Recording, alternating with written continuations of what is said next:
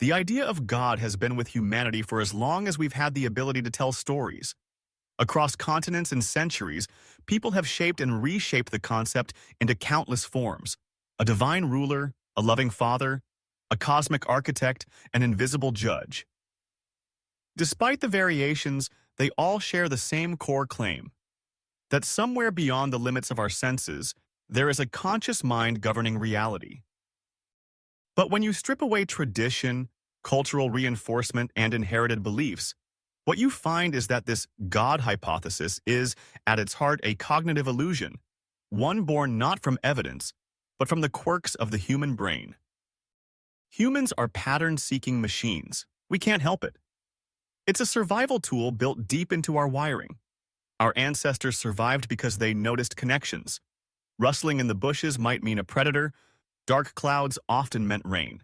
A certain plant might ease a fever. The ability to detect patterns and infer cause and effect made us successful. The downside is that our brains don't just find real patterns. They also invent ones that aren't there. We're so prone to seeing meaning in randomness that psychologists have a term for it: apophenia. The God hypothesis is, in many ways, the ultimate pattern. Lightning is frightening. There must be an agent behind it. Crops grow well after a certain ritual. The ritual must have caused it. We've taken the agent detection instinct that once kept us alive and projected it onto the universe itself. And this isn't just an ancient habit. Studies show that even today, under stress or uncertainty, people are more likely to assign events to an intentional cause rather than chance. We don't just ask, what happened? We ask, who wanted this to happen? When the scale of events is vast, we imagine an equally vast mind directing them. There's another cognitive quirk at play: theory of mind. This is our ability to imagine the thoughts, intentions, and feelings of others. It's what allows us to predict behavior, form relationships, and cooperate in groups. But the same capacity also makes it effortless to imagine minds where none exist. A God who knows your thoughts, a universe that wants things, a storm that's angry. This habit of overextending human traits to the non-human is called anthropomorphism. We don't just apply it to gods. We give personalities to pets, ships, cars, even computer programs. The difference is that with God, the anthropomorphism isn't recognized as metaphor. It's taken literally. The universe is cast as a conscious being with goals, preferences, and a moral code. Of course, once you accept that a conscious mind governs everything, your own life suddenly fits into a grand narrative. And this is where the God hypothesis becomes more than just a mental shortcut. It's a meaning-making machine. People often feel that without a divine plan, life is empty or directionless. But meaning isn't a property of the universe. It's a human creation. Just as music is not in the air, but in our perception, meaning is not in the cosmos, but in our interpretation. Psychologists point out that humans have a deep need for cognitive closure, the desire for a clear, definite answer rather than uncertainty. A universe without a God is an open-ended, messy, and indifferent place. A universe with a God is neat, ordered, and purposeful. It's no wonder so many find the latter more comfortable. Comfort, however, is not the same as truth. Throughout history, countless comforting beliefs have turned out to be wrong. The earth is not the center of the universe. Diseases are not caused by evil spirits, and eclipses are not signs of divine wrath.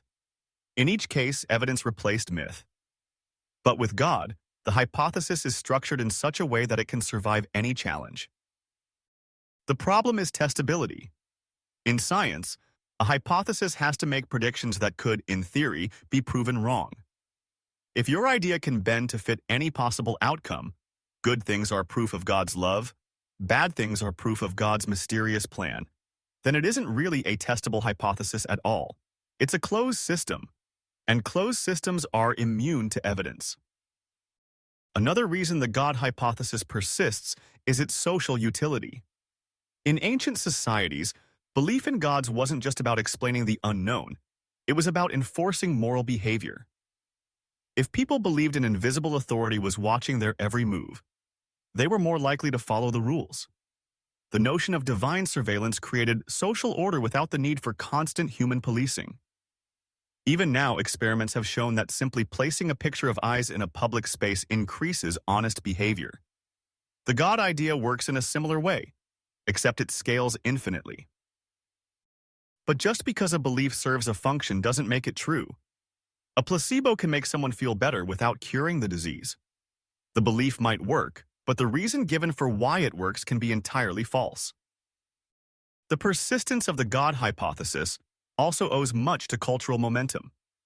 We're born into a web of inherited stories, rituals, and moral codes, many of which assume a God at their center.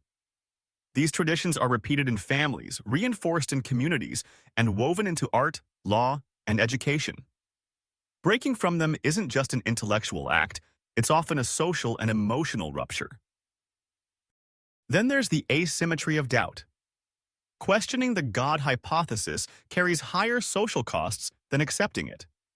For many, belief is the default. Disbelief is the position that needs defending. This asymmetry means that many who privately doubt still publicly conform, allowing the illusion to persist across generations. The illusion becomes self-reinforcing. The more people believe, the more it seems like belief itself is evidence. If everyone in your social world treats God as a given, your brain treats it as reality, even if the claim has never been independently verified. Some philosophers have compared belief in God to what's called a hyperprior, a deeply ingrained assumption that shapes how we interpret all other information. For example, if you believe a benevolent God controls the world, then disasters must have hidden benefits, suffering must serve a purpose, and unanswered prayers must be part of a bigger plan. The assumption filters reality until every observation fits. The tragedy is that once the filter is in place, genuine curiosity about how the universe works can be dulled. If the answer to every question is God did it, there's little incentive to explore further. Yet history shows that when we set aside that assumption, we uncover astonishing truths, from the age of the Earth to the nature of stars to the structure of DNA. Unpacking the God hypothesis, then, isn't about stripping life of meaning or wonder. It's about recognizing that wonder is amplified when we don't rush to fill gaps with untested answers. It's about seeing the beauty in the complexity and indifference of the cosmos, and finding value in our own ability to shape meaning. A cognitive illusion can be incredibly persuasive, especially when it's socially reinforced and emotionally comforting. But understanding how it works is the first step towards seeing reality more clearly. The patterns we detect, the agency we project, the meaning we assign, these are products of the human mind, not revelations from a supernatural realm. Once we understand that, we can replace inherited certainty with genuine inquiry. We can live not in the shadow of an invisible authority, but in the open field of human possibility, where our morality, our purpose, and our hope are things we create, not things we're given.